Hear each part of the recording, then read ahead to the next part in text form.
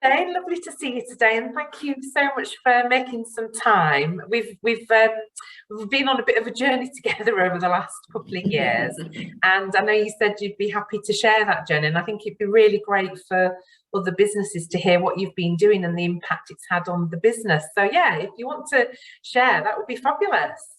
No, of course, absolutely, my pleasure.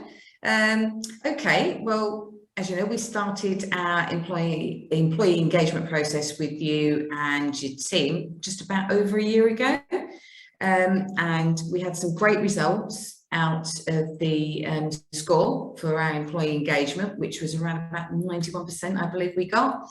And the main things that we picked up out of that, the key areas that we picked up on, was opportunity to grow and develop as the team individuals themselves, and the performance review process was weak. So because of that, we had a look at our organisational structure, which we had these things in place, but they weren't doing the job that they needed to do. So it wasn't showing how people could progress within the business. So due to the engagement feedback, we went into more specific details with a structure that showed how people could progress within the business. It gave them the goal they wanted as well. So to support this, we also reviewed all of the job descriptions to make them clearer. And it also gave the guys a focus on how they could move up to the next level, which was also important to them. That certainly came out of the engagement process. So we've put together a clearer structure within the business, the actual job descriptions, but also the pay banding and everything else that supports that. And that was very well received by the team. It was a very positive move, and it was certainly something that they wanted. In addition to that... Sorry, Lynn, I was just going to ask, on the employee engagement, how did you find that process? Because I'm always really conscious with that when we take clients through it, that it can be quite challenging because you are getting feedback from your employees about what's great, and obviously you guys did really well in that survey, but there were some areas that were highlighted. How did you find that process, Elaine? Very positive, because at the end of the day, we're not perfect, and we certainly have never portrayed to we're human, we have human input with human people, so there is going to be an element of weak areas that we have. I think the difference with my experience with the business is the fact that I've got engaged directors who want to do the right thing, and criticism or critique of us can only be a positive thing.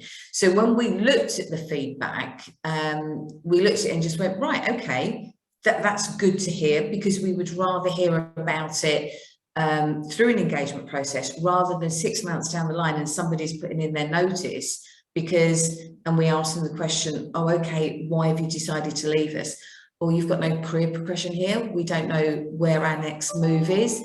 So to us, it was really important that we actually got that feedback, because the retention of staff, and we've always been good at retaining staff, but because our business has changed so much over the last 14 months, we're focused now in we are just financial planning now. We don't have the mortgage side of the business.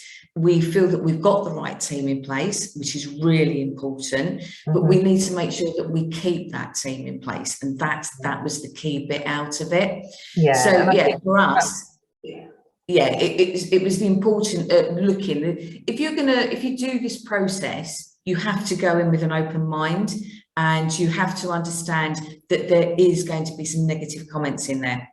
Yeah. You're dealing with people at the end of the day, and it's a natural thing where people don't always think the same, and you can't assume that people are thinking at the level you are, because then that's slightly disillusioned in the fact that you think something's happening, and then 6 months down you think, oh gosh, I wasn't expecting that. So you have to be open-minded about it, and it was quite good that we looked at that and thought, okay, that's fine, right, we need to look at how do we resolve that. And that's where you guys came into the process, where we looked at the structure based on the feedback, and we've made it clearer, which is what the guys wanted, and that was very well received. But also the performance review process was weak. It was very one-sided, it wasn't interactive, And the guidance that you gave us on that, I think, was one of the biggest transformations, definitely in my working career, where that was one of the most positive bits out of it. I mean, the structure and the goals for the guys to work towards, yeah, absolutely great. But on everyday working in the job and the feedback and setting your own goals and objectives, and I wasn't writing the performance reviews anymore, which I used to spend the time doing that for all the staff and then delivering that. We just turned that around completely, where my interaction was minimal, which I loved. And for the first time, and I've been here 6 years now, I had it where the guys spent over an hour talking to me, and I just having the input. Wow, I've never, you know, the feedback and the interaction was just, I was blown away by that. And that's the bit I loved, sitting there listening to some of the guys who for the first time was really giving, you know, their all and their input onto how they felt they were doing and how they felt that was good, not so good in this area, and I think I need to do this. And I went, whoa, love it, Yeah. absolutely love it. It's great, isn't it, when you kind of give that ownership, I guess, don't you, back to the individual. And that's that sort of framework we've always introduced to clients, has been that one where the onus is on the individual, because at the end of the day, it's their performance, isn't it? And it's their review. And I think it makes it so, well, it's just great to hear actually the difference it has made to you guys as well, because we know it does make a big difference. But yeah, great hearing that directly. But it's not just a case of, you know, the guys had to take ownership in their own preparation for it, where I would have normally done all the preparation. So they had to go away and think about, okay, this is my performance review. What do I want out of it? What do I want to discuss? So that literally was left to them to go through and to come to the meeting prepared. So I give everybody a good 4 to 6 weeks planning so that they've got sufficient time to discuss the areas that are key to them, and then they write up their review. But the important factor as well, which was one of the key things, and actually potentially saved a member of staff, was we were putting in there, you know, what are your thoughts about, you know, leaving the business? Do you feel that that's short-term, high or low? And we did pick up a high risk on there, and we dealt with that within 2 hours of doing the performance review. Could have actually been less. Now, we wouldn't have known that unless we'd have changed our performance review process. That saved us, you know, the guy was happy with what he was doing, and absolutely no problem about that, but the progression and other elements to it that we picked up from just changing the review process. What a time saver that was, because to recruit is hard. Yeah, totally, and especially at the moment as well, isn't it? But I know retention, we're finding businesses are more focused on that than ever. And I think what's interesting, Elaine, is, you know, I know sometimes when we share the forms for capturing stuff like that, asking that question about, you know, what is your risk of leaving? People say, well, people will be really honest in it. Well, you don't know if you don't ask, but actually if they are, and like, that's a great example, isn't it, of actually then being able to have a really meaningful conversation about that. So that's fantastic. Yeah, and it was productive, and it got the result that we needed. But then to go on top of that, we had the succession planning process. So it like all followed in the path with the engagement, looking at the performance review, then the succession planning, which I'd never done succession planning before. So I'm like 37 years into my career. So this was quite a new thing for me. And I thoroughly enjoyed that bit, because it made me look at things in a way that I've never looked at them before, and understood, gosh, why have I never done this before? It just made common sense to do it. So we had key things like developments discussed, training, specific exams, which is quite relevant to us with our CRAs and the qualifications that we need as an industry. Aspirations, you know, wanting to move up to the next level, because now the way in which we do the performance reviews, the guys are expressing this interest as well. So supported with the development, which they need to get them up there. We're putting a clear structure in, a good program for them, potential successes, which is important. We're a small business. Impact of loss, high, medium and low, which is obviously where we picked up the issue before, which was great. but also emergency successors. And I think one of the key things that we picked out of this, if I got knocked over, I have a famous red bus in this office. If I got knocked over by a famous red bus in this office, that has a huge impact to the business. So straight away, my role highlights red completely, not because I have any intentions of leaving, I don't, but you never know what's around the corner. Something could happen. And straight away, I thought, oh, I need to actually now engage with other people within the business to learn key elements of my role. Because if anything did happen, business has to go on. I'm not indispensable at all, but I have too much information that is solely at my door. So I've just spent the last 6 months now training 2 key people, because I've got an assistant and she does certain elements now that I can hand over, which has also been positive because it means now I can concentrate on bigger things in the business, the project. I can get rid of certain elements of my role, which have been great, absolutely great, but also bring on board another key member of management to take over some of the more delicate info. And I've actually had to write an emergency job description on my role. So we have a business continuity plan, but I also have a business continuity plan on my specific role. So now that if anything should happen to me, the key areas of that business, payroll, people still get paid, providers, they still get paid. And, you know, these are important things that need to happen within the business, which I had complete control over and nobody else did. So, and what a great opportunity as well, Elaine, for other people. I think that's the lovely thing, isn't it, when you start looking at that succession planning, it just highlights, doesn't it, other really fantastic opportunities to bring other people on as well. And again, that helps with retention, because we know people want to be challenged and help, you know, they want that growth. So yeah, fantastic as well that you've been able to provide those opportunities for other people. Yeah, it was, and it certainly helped with the restructure we did, and with the assistant I've got now doing work, that it just moved that shift of work along to a lot sooner than we were planning to do. So, and it made sense to do it. So yeah, and as part of our restructure as well, we were looking at the roles, and we renamed our roles. So we now have client relationship administrators instead of junior power planners. We've put in, you know, the exam qualifications for them to move up to the CRM roles, which is a client relationship manager. But then we found that we needed a new member of staff. Now, we've always used Claire from one-to-one recruitment, who's been fantastic. And, you know, our last person who we recruited, we got from her, great candidate. I was amazed at how good this candidate was, but Claire worked really, really hard to get this guy for us. Great, isn't she? She is fantastic. Highly recommend. I mean, I came from her as well, so say no more. Yeah. But you know, one of the things that we were struggling with this time on the recruitment that we did this summer is getting the right caliber of individual through.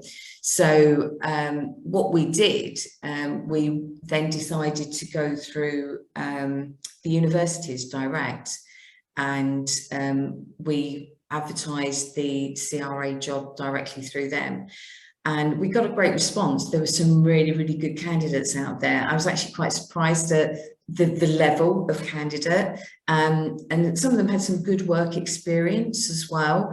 Now, we were quite open-minded because we needed to bring somebody in that we could mould specifically to the role. Not only did we get somebody with a physics master's, masters in physics even, but he also came with 3 of his exams out of the 6 in financial services. I couldn't have written or proposed anything that would have been better for us as a business. So that was great. And, you know, he's settled in now and doing fantastic, and now working towards his 4th exam for the end of this year, and then has that potential to move up into the client relationship manager's role, hopefully within the next 12 to 18 months. So which was just fantastic as far as we're concerned. So we'd never used the universities before, but I could certainly say that I would use them again, depending on what type of role I was looking for. And then we used an apprenticeship agency called Babington's, and we've been running our the CRA apprenticeship for the financial planning apprenticeship through them. And we've got one of our guys who's just finished. He's finished his final exam and has passed. He's now a qualified financial planner.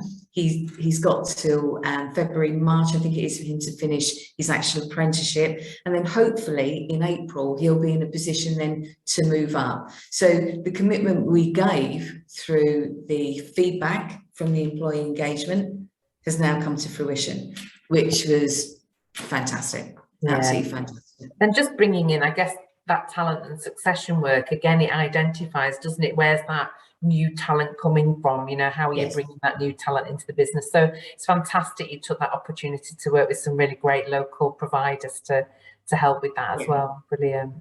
Great. And the other thing that we also had is that we created a new role. So we've been doing some outwork with a company that helps and supports financial planners. And one of the things we established that we needed to create a client administrator role. And that person would be the meet and greet.